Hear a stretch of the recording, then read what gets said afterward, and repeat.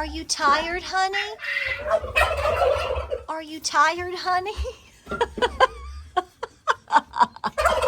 Geraldine, Geraldine, why you gotta be so mean? Don't make me cause a scene now, Geraldine.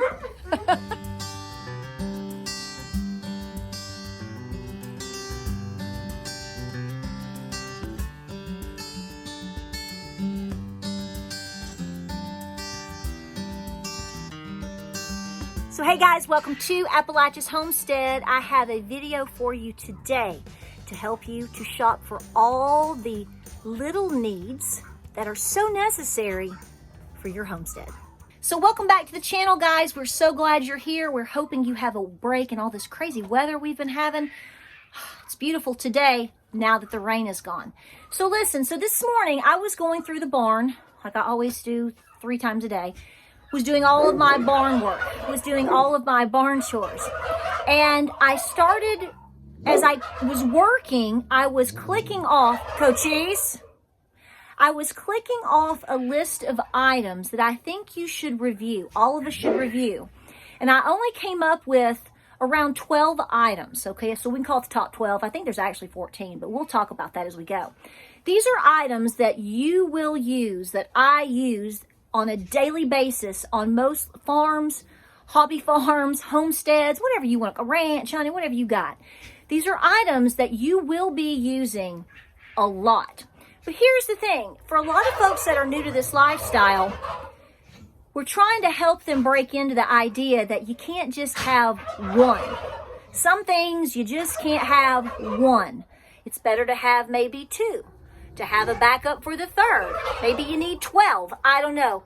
Let me show you what I'm talking about and talk you through this. And by the way, I know that we could come up really fast, probably with 50 to 100 things just like that.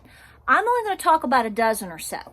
So what I need you to do, if you don't mind, is down in the comment section, start typing out things that you also think of. Because listen, there's a lot of people that are trying to transition to this lifestyle right now. They want to be more self-sustainable for very good and very obvious reasons. So we're trying to help them out, okay?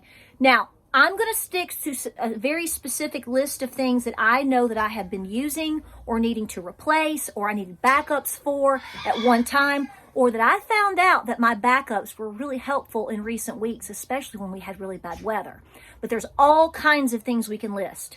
So go on down to that comment section, guys, and hit it. So first things first, this is the first thing that popped in my mind randomly this morning. These are not in a particular order, okay? It's just, I happened to look over and I went, zip ties. I've talked about zip ties. You know the deal with zip ties over and over and over again. And the thing is you can't have too many zip ties. Day before yesterday, I fixed a torn hole from one paddock to another with a piece of extra fencing, if you will, over a piece of the torn fence, and I zip tied it together. That is keeping my goats from having the ability to push through from one paddock to another. I like to have separation, especially at feeding times, so that there's no competition between my cattle, my cows, and my goats, so that everybody gets fed and there's no issues, right? Well, I had to fix that. We really want to fix the whole piece of fencing, but that probably will have to wait till at least spring. So I had to come up with something quick. I had to fix it. It was getting on my nerves. I wanted to fix it. So Mama got out an extra piece of fence that she found, put it right over, and she went through, opened up and went through about a half a bag of zip ties. They come in all colors, different lengths, whatever. If you don't have several back stashes of zip ties, you're going to be in a world of trouble. I'm just promising you, because we use them for gates. We use them for fencing. If you have to hang something up, I mean, this is an endless list of needs for this very simple item right here. So if you don't have any, grab a bag. Maybe you haven't thought of this yet. Maybe you're low and you need, this is your reminder to get some, but don't forget the zip ties. Buckets, buckets, buckets. There is no such thing as too many buckets on a homestead. So maybe you've gotten your first chicken coop. Maybe you have 6 cute little hens and you've bought 2 buckets. Well, let me tell you, you're going to quickly transition to probably having to go get at least 2 more. You can never have too many buckets on your homestead, whether it's to transfer feed, whether it's for water buckets, whether it's to cover something up. It is endlessly used. I don't even know how many buckets at this point that we have. I've made many videos in the past talking about having replacement buckets.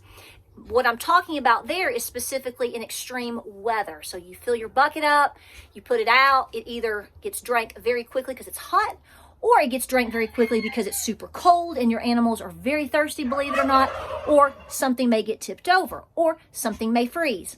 You always need to have extra clean, as clean as possible, backups that are empty, ready to go, empty that you can fill up to replace quickly, continually rotating.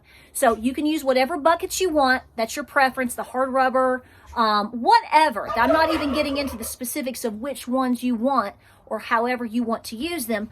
But I'm stressing to you, right now is a good time to be going through your supplies and think about the needs in terms of preparedness with buckets for your farm. Gloves, gloves, gloves.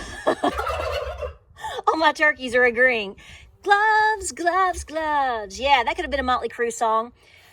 Endless supplies of different types of gloves for different reasons. Don't think you just need one set of gloves. So you're quickly going to understand these are very used. Ladies in particular, especially if you have the kids out there, you need a good set of leather gloves. They are typically insulated, they're warm, but there are moments where you're going to have to be lifting things. James can come outside and pick up something with his bare hands and he's like, whatever. And I'm like, I can lift that. It's a little difficult, but I need my leather gloves.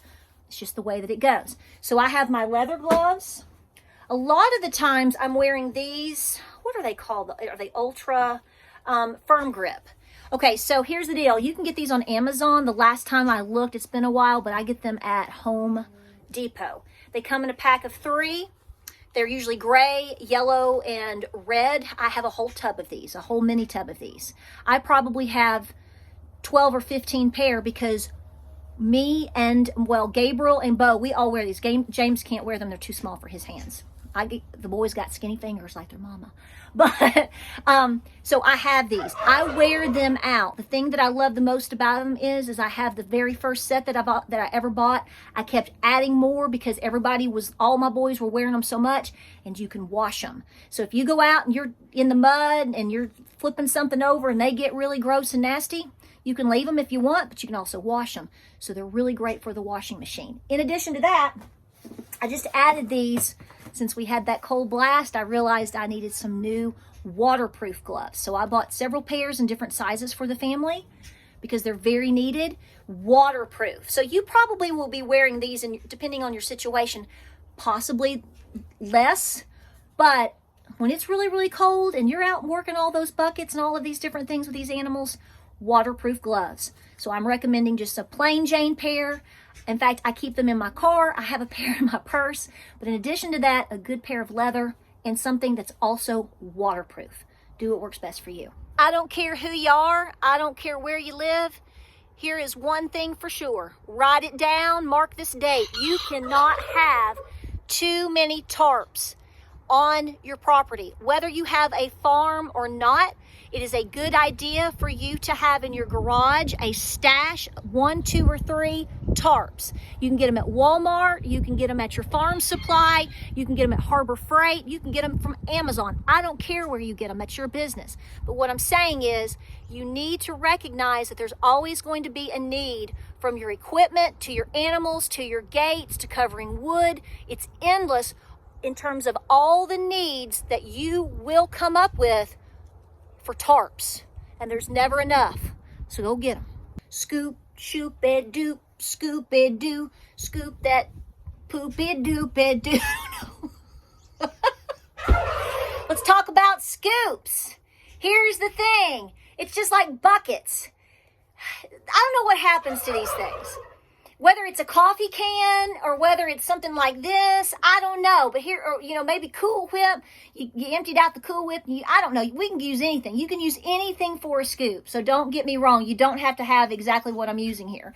Although this is what we do have. But they're like your phone. Have you ever had a day where you are walking around and you don't know where your phone is?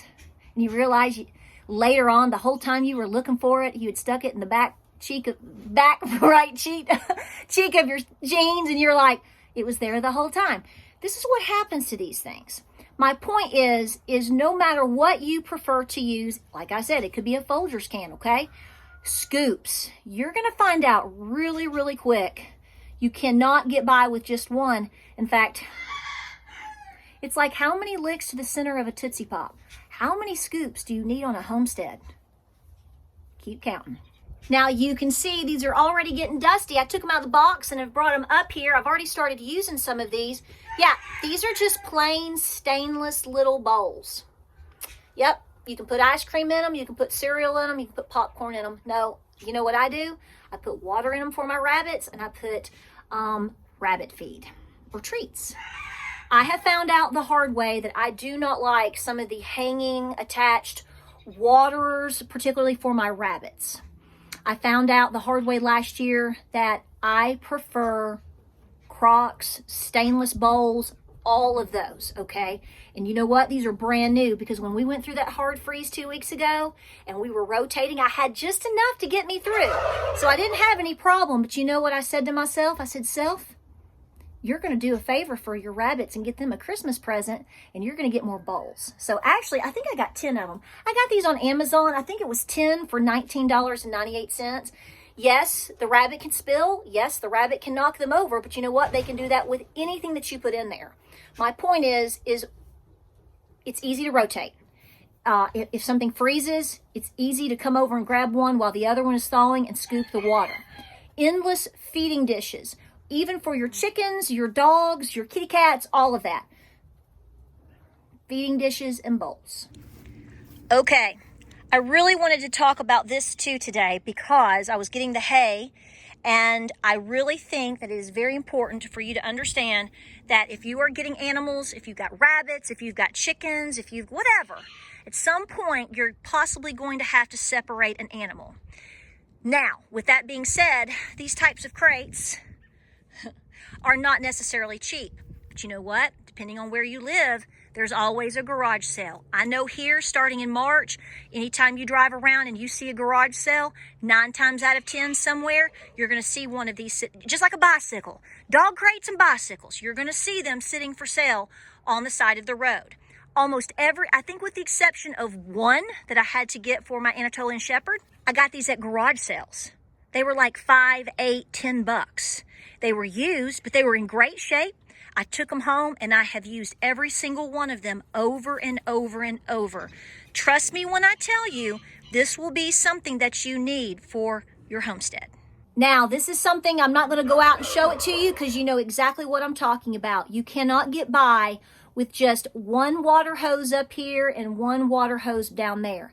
It might work for the moment, and if you have an emergency, you can go down and you can take one and bring it up, but then you're down to one. It's not a dream come true.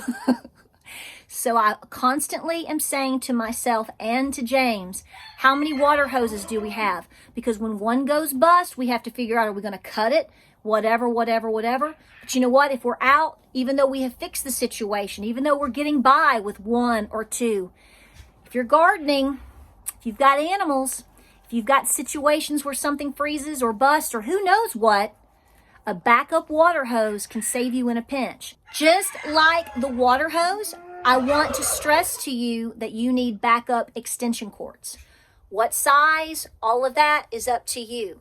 But if you have an extension cord that you're working with for any type of situation in your barn or off of your garage to your coop, for your garden, I don't know, okay? I'm just thinking off, this is something that I was going through in my mind today.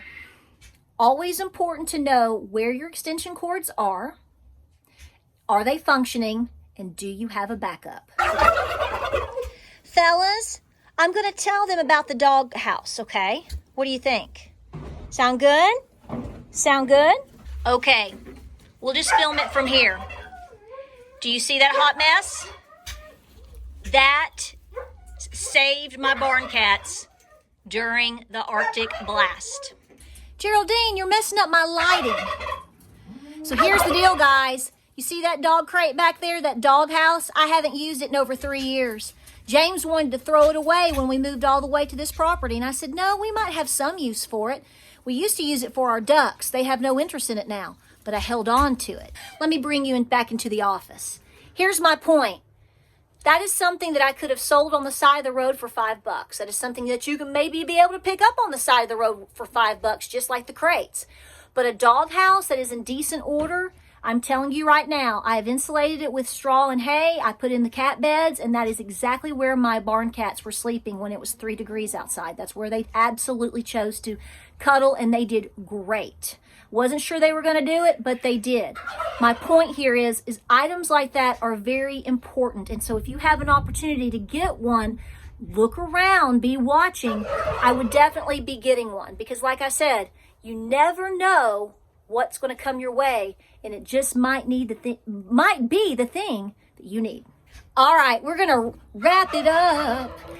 Here's 2 more things real quick for you to think about because they are larger items that you would need help with. Typically, one person is not going to put these things up, usually 2 people. And I always stress to people to think about having a backup cattle panel or 2 and T-posts because you never know when you need to use it for gating. You can use it in the garden and things like that. We have several different cattle and hog panels right now. They're not being used. They're just waiting to be used. And come spring, I know that we will probably need one. So that's what I'm saying. These are handy dandy items that when they are needed, they are needed. So put those on the list too. Guys, head on down to the comment section. Tell me what you think. I know you're going to have an endless list of things from boots to knives to all sorts of things that you will use on a daily basis on a homestead. Okay? Well, we're going to let you go at that. Okay? We appreciate you being here. Tell us what you think. Like, subscribe, and share. And guys, we'll see you on the next video.